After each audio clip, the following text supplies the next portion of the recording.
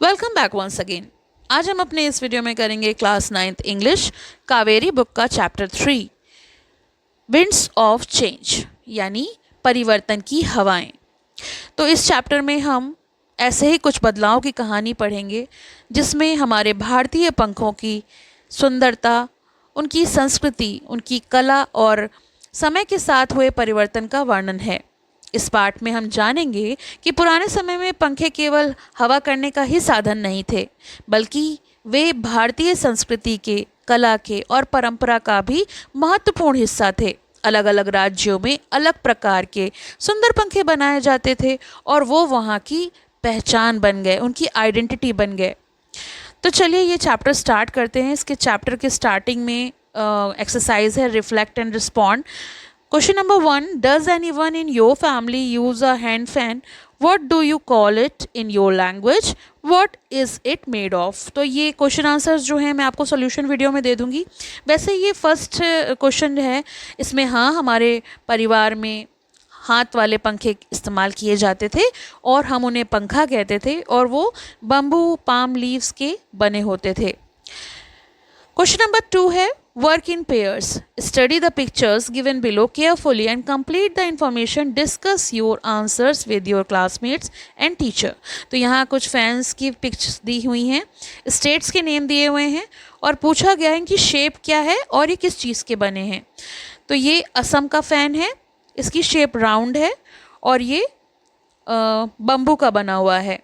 और ये केरला का फ़ैन है, इसकी शेप भी राउंड है और ये पाम लीफ का बना है। और ये यूपी का पंखा है और इसकी शेप स्क्वायर है, ये मूंज ग्रास का बना हुआ है। नेक्स्ट क्वेश्चन है question number 3, work in pairs. Match the underline words in column 1 with their meaning in column 2 given on the next page. Share your answer with your classmates and teacher. तो ये जो underline words हैं इनकी matching हमें next page पे दी हुई है, हमको मैच करने हैं इनकी मीनिंग से इनके वर्ड्स। तो चलिए देखते हैं। तो यहाँ पर 2 कॉलम दिए हुए हैं, फर्स्ट में इसके वर्ड्स हैं और सेकंड में इसकी मीनिंग्स दी हुई हैं। Column 1 and column 2। First column में फर्स्ट वर्ड है इंडिजीनियस। इंडिजीनियस मीन्स होता है local, from where it originated, यानी जो लोकल होता है, लोकल यानी आम, स्थानीय, स्थानीय या मूल स्थान का जहाँ से उसकी उत्पत्ति हुई हो। इनोवेटिव मीन्स होता है कोई भी नवीन चीज़ या नए विचार वाला, new and original in approach. Fifth one. Third का है industrious, first one hard working, मेहनती या फिर परिश्रमी। फोर्थ है इंट्रिकेट, थोड़ा उलझा हुआ या फिर जटिल, या फिर कह सकते हैं विस्तृत, डिटेल में जो होता है, इलेबोरेट और डिटेल्ड। इन्वोक्ड मीन्स होता है उत्पन्न किया हुआ या प्रकट किया हुआ, brought out. Third one. Sixth यानी लास्ट है initiatives, means action to improve a situation, सुधार के लिए गए उठाए गए कदम को हम इनिशिएटिव्स यानी पहल कहते हैं। तो ये तो हो गए वर्ड मीनिंग्स। अब चलिए चैप्टर्स देख लेते हैं। द वर्ड पंखा और पंखा ओरिजिनेट्स फ्रॉम द वर्ड पंख which means feather of a bird. तो पंखा शब्द की जो उत्पत्ति है वो पंख शब्द से हुई है, जिसका अर्थ होता है पक्षी के पंख। अगर हम इसमें डिटेल में बात करें तो पंख शब्द का मतलब होता है पक्षी के शरीर से लगे हुए पंख जिनसे वो उड़ता है। पुराने समय में हवा करने वाली वस्तुओं को पक्षियों के पंख से जोड़ा जाता था, इसीलिए इसका नाम पंखा पड़ गया। Pankha is used to refer to all fans, whereas word pankhi denotes a small plumed fan used in ancient India. तो पंखा जो है वो सभी प्रकार के पंखों के लिए ये शब्द प्रयोग किया जाता है, लेकिन पंखी ये प्राचीन भारत में उपयोग किए जाने वाले छोटे पंखदार पंखियों के लिए हम पंखी वर्ड इस्तेमाल करते हैं। Evidence of the existence and use of pankhi in India can be found in Buddhist wall paintings at Ajanta. Bharat में पंखी का अस्तित्व और उसका उपयोग के प्रमाण अगर कहीं मिलते हैं तो अजंता केव्स में। वहाँ जो बुद्धिस्ट वॉल पे पेंटिंग्स बनी हुई हैं उनमें लोग पंखी का उपयोग करते दिखाई दे रहे हैं। इससे पता चलता है कि प्राचीन भारत में पंखी बहुत ज़्यादा प्रचलित थी, फेमस थी। These wall paintings date back to the 2nd century CE और ये अभी की नहीं बल्कि ये चित्र जो हैं, ये जो पेंटिंग्स हैं, वो दूसरी शताब्दी यानी 2nd सेंचुरी CE के हैं, यानी 2000 वर्ष पहले के समय में भी पंखी भारत में प्रचलित थी। इसका इतिहास बहुत पुराना है। Other representations of the पंखा can be found in embroidery work, sculptures and carving। तो यही नहीं कि ये पेंटिंग्स में ही हमें देखने को मिलते हैं, अन्य जो चीज़ें हैं जिनसे हम ये जान सकते हैं कि ये बहुत समय पहले का काम है, तो उसको कढ़ाई के काम में, मूर्तियों में, नक्काशियों में भी हम इनके चित्रों को देख सकते हैं। एम्ब्रॉयडरी हो गई, जो कपड़े पे धागे से बनी हुई आकृतियाँ होती हैं, जो भी डिज़ाइन बनाई जाती हैं। मूर्तियाँ यानी स्कल्पचर्स हो गए, जो पत्थर या धातु की बनी हुई होती हैं। नक्काशी लकड़ी पर या पत्थर पर उकेरी गई यानी उभार कर करी गई नक्काशी को हम उस पेंटिंग में भी हम इनको देखते हैं। इससे सिद्ध होता है कि पंखा जीवन में बहुत ही महत्वपूर्ण था, बहुत इम्पॉर्टेंट था उस समय। In ancient times pankhas were used in temples to fan deities. तो डेटीज़ जो हैं उनको हम देवी देवता बोलते हैं, और प्राचीन समय में मंदिरों में देवताओं को हवा करने के लिए पंखे का उपयोग किया जाता था। ये सम्मान और भक्ति का प्रतीक माना जाता था। आज भी कुछ मंदिरों में ये परंपरा देखने को मिलती है। They were also used in royal courts to fan kings. इतना ही नहीं, जो राज दरबार होते थे वहाँ पर भी इनका उपयोग राजाओं को हवा करने के लिए किया जाता था। इससे राजा को ठंडक तो मिलती ही थी, साथ ही साथ ये सम्मान और शाही वैभव को भी शो करता था, रिप्रेजेंट करता था। Pankhas varied in size from a tiny 2-inch one to large ones, requiring a person full arm strength to move them। अब इसके साइज़ की, इसके आकार की बात की जाए तो ये 2 इंच से लेकर इतने बड़े बड़े पंखे होते थे जिन्हें चलाने के लिए किसी एक व्यक्ति को अपनी पूरी बाह की ताकत, पूरी बाह की शक्ति का उपयोग करना पड़े, इतने बड़े होते थे।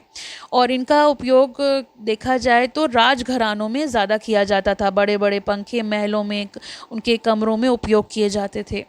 Over times, पंखास became significant cultural goods distributed through trade routes। समय के साथ पंखे महत्वपूर्ण, बहुत ही इम्पॉर्टेंट सांस्कृतिक वस्तुएं बन गए, जिसको हम कह सकते हैं कि ये व्यापारिक मार्गों के माध्यम से इनका वितरण किया जाने लगा। यानी ये केवल अब हवा करने की वस्तु नहीं रहे थे, ये एक सांस्कृतिक पहचान का हिस्सा बन गए थे। यानी किसी एक जगह जहाँ पे ये बनते हैं वहाँ तक ही सीमित नहीं थे, इनकी ज़रूरत फिर बाकी जगह पर भी होने लगी, इनकी डिमांड होने लगी, अलग अलग क्षेत्रों में इनका व्यापार होने लगा। व्यापारी इन्हें एक स्थान से दूसरे स्थान तक इसलिए लेकर जाते थे क्योंकि उन्हें व्यापार अपना बढ़ाना होता था। इससे पंखे दूर दूर तक प्रसिद्ध हुए। दे वर कंसीडर्ड एक्सोटिक एंड स्टाइलिश। तो एक्सोटिक का मीन्स होता है आकर्षक, स्टाइलिश होते हैं अनोखे और फैशनेबल। तो ये काफ़ी अट्रैक्टिव भी थे, अनोखे भी थे, एक्सोटिक भी थे और काफ़ी ज़्यादा स्टाइलिश भी माने जाने लगे। पंखे केवल उपयोगी वस्तु तो नहीं थे, वो सुंदरता की भी चीज़ थे। इनको लोग डेकोरेटिव वे में भी यूज़ करते थे। एक्सोटिक का अर्थ यहाँ पर मैंने आपको बताया अनोखा, और स्टाइलिश है फैशनेबल और सुंदर। कोई भी सुंदर चीज़ हमें अट्रैक्ट करती है। इसी तरीके से जो अलग अलग राज्यों में अलग अलग जगह पर जो फैंस बनते थे वो दूर दूर तक फेमस होते थे। Although there was substantial commonality in their use across India, different villages and towns developed their own varieties of traditional पंखास। अब पूरे भारत में इनका उपयोग काफ़ी समानताएं थीं, फिर भी अलग अलग गाँवों में, नगरों में अपने अपने प्रकार के पारंपरिक पंखे विकसित किए गए। उपयोग में समानता का मतलब ये है कि इनको हवा करने या सजाने के लिए ही यूज़ किया जाता था, लेकिन अलग अलग गाँव में, नगर में वो अपने अपने पारंपरिक पंखे यानी वहाँ की जो शैली है उसको रिप्रेजेंट करते थे। Each place developed pankhas with distinct material or a variety of intricate design that set them apart from one another। अब इसका मतलब ये हुआ कि हर स्थान पर अलग अलग सामग्री यूज़ करी जाती थी बनाने के लिए। ज़रूरी नहीं है एक ही प्रकार की सामग्री से वो पंखे बने। उनमें काफ़ी ज़्यादा इंट्रिकेट डिज़ाइंस यानी जटिल डिज़ाइंस होती थी, जो एक राज्य बना सकता है दूसरा नहीं बना सकता, उसे कॉपी नहीं कर सकता। उन्हें वो एक दूसरे से अलग पहचान देते थे। कुछ जगह ये पंखे लकड़ियों के, बांस के बनते थे, कुछ जगह पर इनमें सुंदर नक्काशी और चित्रकारी होती थी। इसी विशेषता के कारण हर जगह के पंखे अलग और ख़ास लगते थे। Bamboo, cane, palm leaf, silk, brass, leather, and silver pankhas with decorative beads and stones were used depending on geographies, cultures, and traditional rituals. वहाँ की भौगोलिक स्थिति, जो जियोग्राफीज हैं, संस्कृति और पारंपरिक रीति रिवाजों के अनुसार बांस, बेत, ताड़ के पत्ते, रेशम, पीतल, चमड़ा, चांदी के पंखे बनाए जाते थे, जिन पर सजावटी मोती और कीमती पत्थर भी लगाए जाते थे। In modern times, the use of pankhas has been restricted to decorative purpose and they have become traditional craft item in India. तो पंखे अलग अलग सामग्री से बनाए जाते थे, इन पे मोती, रंगीन पत्थर से सजावट भी की जाती थी। ये सामग्री आसानी से मिलती थी और वहाँ उसी के पंखे भी बनाए जाते थे। कहने का तात्पर्य है कि पहले समय में तो ये बहुत प्रचलित थे, लेकिन जैसे ही आधुनिक युग की शुरुआत हुई, इसमें पंखों का उपयोग केवल सजावटी उद्देश्यों तक ही सीमित रह गया। अब ये डेकोरेटिव आइटम रह गए, अब हवा करने के साधन ये कम हो गए। क्यों? क्योंकि अब बिजली के पंखे और अन्य साधन आने से उनका दैनिक उपयोग यानी रोज़मर्रा में जो उपयोग होता था वो कम हो गया। आजकल तो ये मुख्य रूप से सजावट के लिए ही उपयोग में आते हैं। The structure of each fan reflects the culture core of the region that crafts it. हर पंखे की बनावट उस क्षेत्र की जो भी संस्कृति है उसको दर्शाती है जहाँ पर उसको बनाया जाता है। हर जगह का अपना एक फ़ैन है, जैसे कि मैंने आपको फर्स्ट पेज पर भी बताया।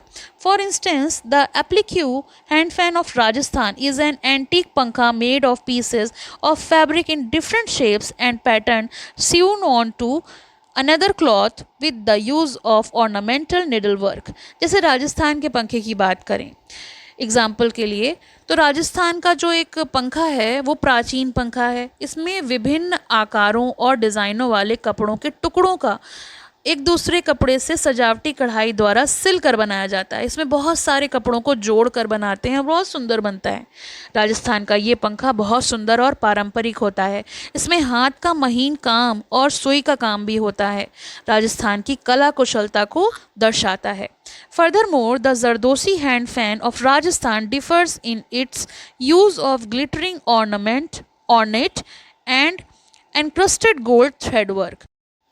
इसके अलावा राजस्थान का जरदोशी हाथ का पंखा बहुत ही चमकदार और सुनहरे धागों की जड़ाई वाले काम से उसकी एक अपनी एक अलग पहचान रखता है, क्योंकि ये बहुत ही प्रसिद्ध कढ़ाई कला है। हर जगह ये नहीं मिलती, राजस्थान की फेमस कला है और ये उसका उदाहरण है। ये पंखा बहुत भव्य और आकर्षक दिखाई देता है।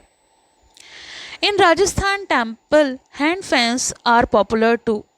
राजस्थान के मंदिरों में भी हाथ पंखा बहुत लोकप्रिय है। यहाँ जो मंदिर होते हैं वहाँ पर इनके विशेष पंखे इनके लिए बनाए जाते हैं। जैसे कि हमने पहले बात करी थी, धार्मिक कार्यों में और भगवान को पूजा के समय इनका उपयोग किया जाता है। यहाँ पर इनका विशेष महत्व होता है, यानी भगवान को हवा करने के लिए ये पंखे बनाए जाते हैं। These are made by engraving brass and have a long handle. ये बड़े होते हैं इसीलिए इनके हैंडल भी लंबे होते हैं। नक्काशी करके बनाए जाते हैं पीतल पर, तो भारी भी होते हैं। तो ये भारी पीतल के पंखे मंदिरों में उपयोग किए जाते हैं। द पेंटेड हैंड फैन, इसका मतलब जो जिस पंखे पे डिज़ाइन बनी होती है, पेंटिंग बनी होती है। अ कार्डबोर्ड पंखा फीचरिंग वेरियस इमेजेस, तो ये पंखे गत्ते के बने होते हैं और उन पर सुंदर चित्र बनाए जाते हैं। Is usually offered to gods, का मतलब कि ये पंखे भगवान को चढ़ाए जाते हैं, अर्पित किए जाते हैं। The adjoining state of Gujarat has its own indigenous take on पंखास। Adjoining state मतलब राजस्थान से लगा हुआ पड़ोसी राज्य गुजरात में भी पंखों की अपनी एक स्वदेशी शैली है, यानी वहाँ खुद की उनकी एक आइडेंटिटी है। These hand fans are elegant, pure cotton based fans embellished with mirror work, ये पंखे जो हैं वो कॉटन के कपड़े के बनाए जाते हैं और इन पर खूबसूरत छोटे छोटे शीशों से कढ़ाई की जाती है, उन पे लगाए जाते हैं, जिससे ये प्रसिद्ध कढ़ाई जो है गुजरात की, ये उन पंखों को और भी सुंदर बना देती है। तो ये हल्के भी होते हैं कॉटन के होने की वजह से और सुंदर भी होते हैं। The beads hand fan is covered with colourful beads and has a silver handle. मोतियों वाले हाथ पंखे रंग बिरंगे मोतियों से ढके होते हैं और उनका हैंडल चांदी का होता है। तो ये कीमती तो होते ही हैं। पंखा बहुत ही आकर्षक लगता है और ये पकड़ने वाला भाग जो चांदी का होता है उससे इसकी खूबसूरती और बढ़ जाती है। इस पर रंगीन मोतियों की सजावट भी की जाती है। Gujarat is centre of bead craft in India and these dainty pankha are commonly used as wall decoration. तो ये जो गुजरात में पंखे होते हैं, मोती कला उनका वहाँ का प्रमुख केंद्र है। यहाँ पे बहुत प्यारे प्यारे मोती लगाकर पंखे बनाए जाते हैं। नाजुक पंखे दीवार की सजावट में भी उपयोग किए जाते हैं।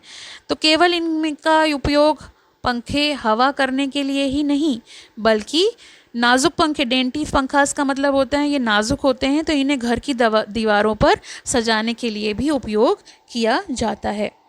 काफ़ी डेलिकेट होते हैं ये।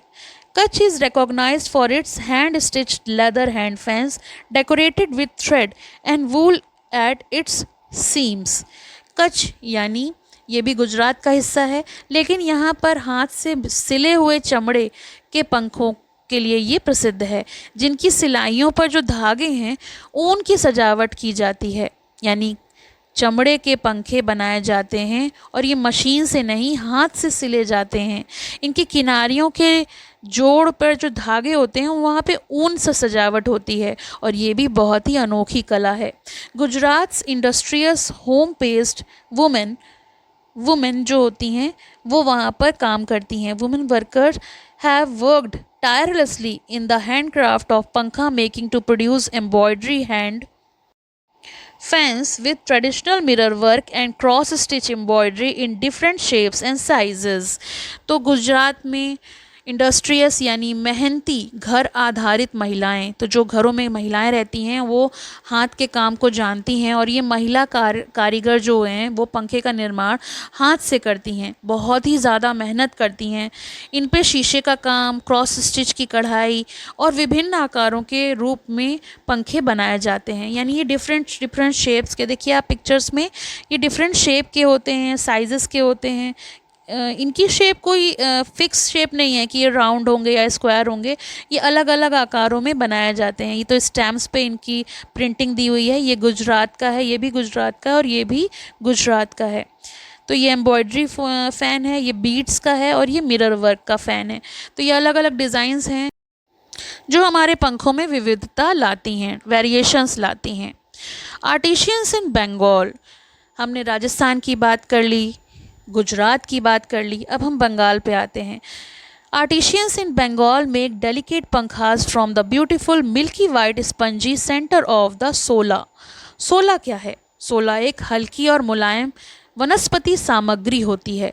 बंगाल के कारीगर सोला के सुंदर दूधिया सफ़ेद स्पंजी मध्य भाग के नाजुक पंखे बनाते हैं और ये कलाकार बहुत सुंदर पंखे बनाते हैं। इनकी अंदरूनी भाग सफ़ेद और स्पंज जैसा होता है, उसी से हल्के और सुंदर और नाजुक पंखे तैयार होते हैं। The palm leaves hand fans are locally referred to as tal pattar पंखा। पाम लीव्स होती हैं ताड़ के पत्ते, उनसे बने हाथ के पंखे स्थानीय रूप से ताल पातर पंखा कहा जाता है। ताल पातर पंखा का मतलब बहुत लाइट वेट होता है। बंगाल के ताड़ के पत्तों से बने पंखे बहुत प्रसिद्ध हैं और इनके लोकल लैंग्वेज में इसको ताल पातर पंखा बोला जाता है, क्योंकि जब वहाँ पे वो उनको कॉल करते हैं तो उनका नाम उन्होंने ताल पातर पंखा रख रखा है।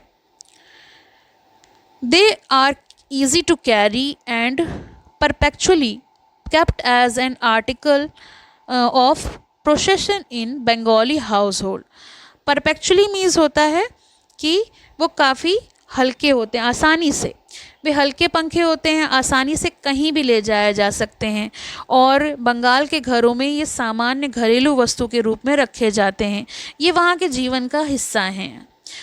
Other states in India have their own variation of fan as well. और राज्यों में भी पंखों को अपने अपने अलग अलग प्रकार हैं। जैसे हमने अभी बात करी राजस्थान के पंखों की, गुजरात के पंखों की, बंगाल के पंखों की, तो जो और राज्य हैं वहाँ पे भी अपने पंखों की अपनी अपनी खासियत है। The third hand fans of Uttar Pradesh are adorned with pure gold, silver zari silk and satin frills.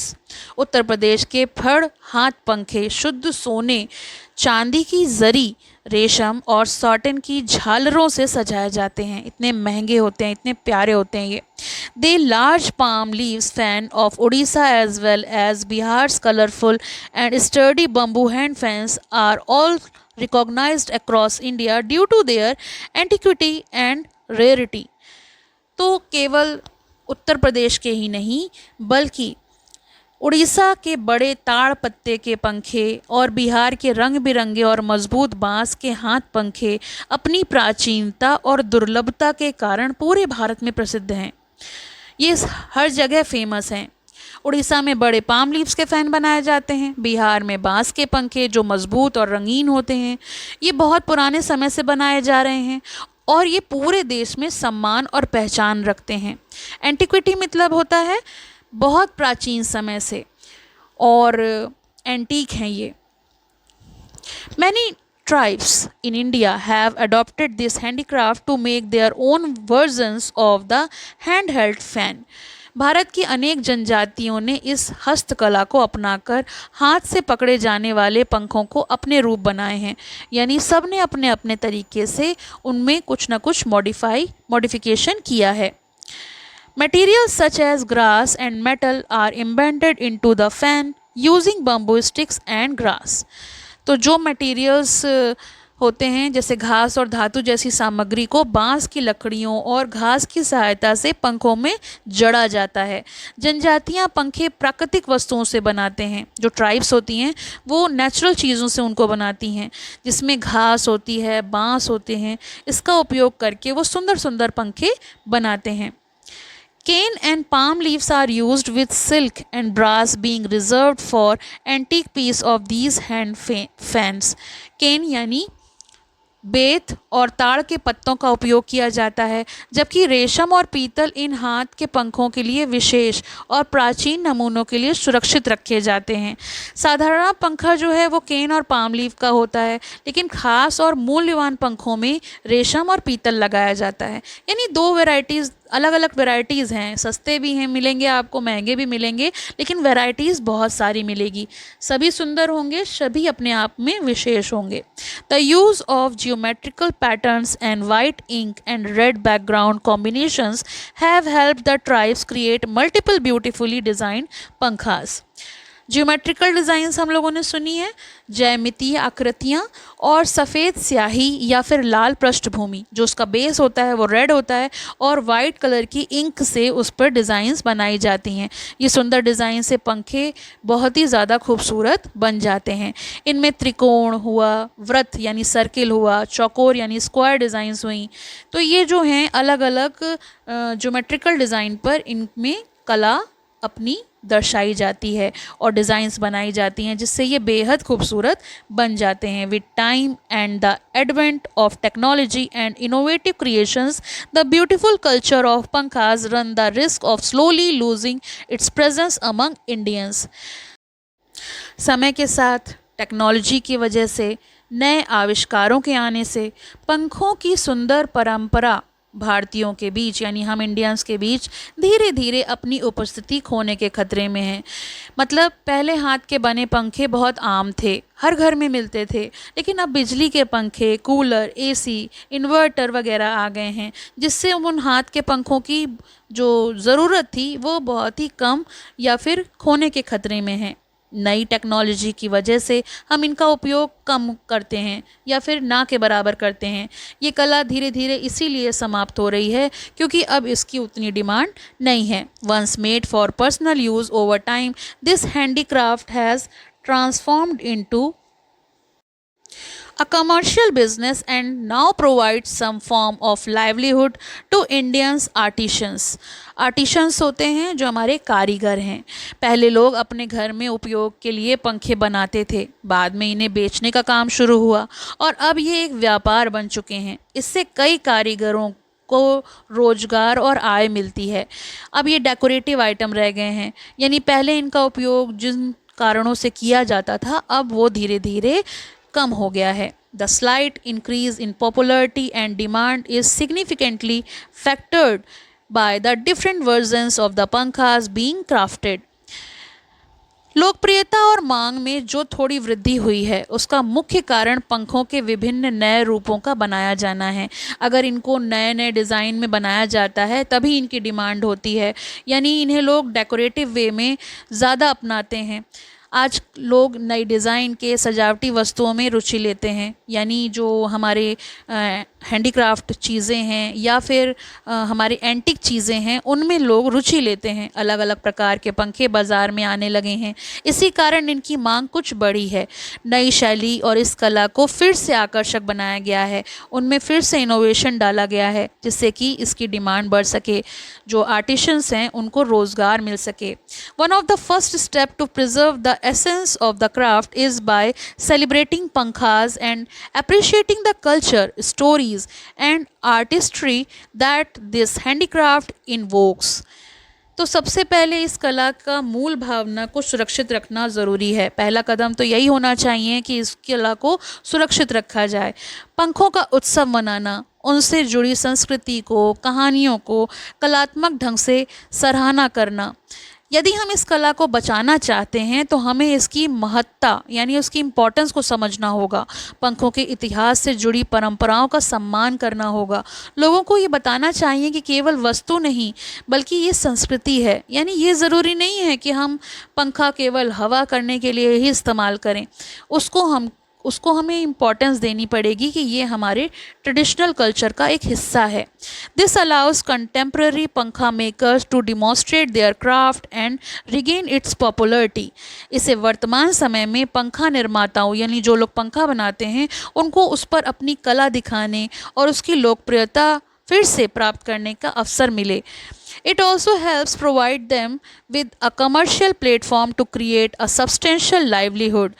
आजकल जो कारीगर अपने बनाए गए पंखे लोगों को दिखा सकते हैं, उन पर अपनी कारीगरी दिखा सकते हैं, अपनी मेहनत दिखा सकते हैं, उन्हें एक व्यावसायिक मंच भी प्रदान करते हैं जिससे वो स्थायी आजीविका कमा सकें. यानी जहाँ पर वो हैं, जिस राज्य में वो हैं, वो अपनी कला उस पर दिखाएंगे तो उनको भी रोज़गार मिलेगा, वो बाज़ार मिलेगा जो इसमें वो अपने प्रोडक्ट्स को बेच सकते हैं. उन्हें नियमित आय भी प्राप्त होगी. Initiatives such as Pankha making workshop, both within and outside handicrafts exhibition, help spread awareness about the beauty and the importance of this craft in Indian culture. इसके इनिशिएटिव्स ऐसे होने चाहिए जैसे पंखा मेकिंग वर्कशॉप से लोग सीखते हैं कि पंखे कैसे बनाए जाते हैं. प्रदर्शनियों से लोग हर सुंदर वस्तुओं को देखते हैं.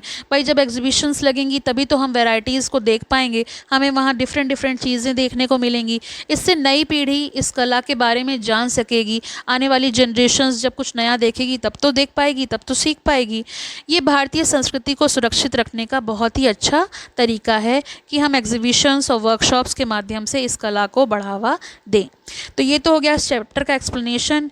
इसके एक्सरसाइज का और सॉल्यूशन का वीडियो मैं आपको अपलोड कर दूंगी जिससे कि आप लोग अलग से इसके क्वेश्चन आंसर्स देख सकें. Thank you for watching. Have a nice day. I hope आपके लिए वीडियो हेल्पफुल होगा. हेल्पफुल हो तो लाइक करें, शेयर करें, कमेंट करके बताएं और मेरे चैनल को सब्सक्राइब कर लें जिससे कि आपको आने वाले न्यू वीडियोज़ के अपडेट्स मिल सकें. Thank you for watching. Have a nice day. पसंद आया हो तो लाइक करें, शेयर करें और चैनल को सब्सक्राइब करें.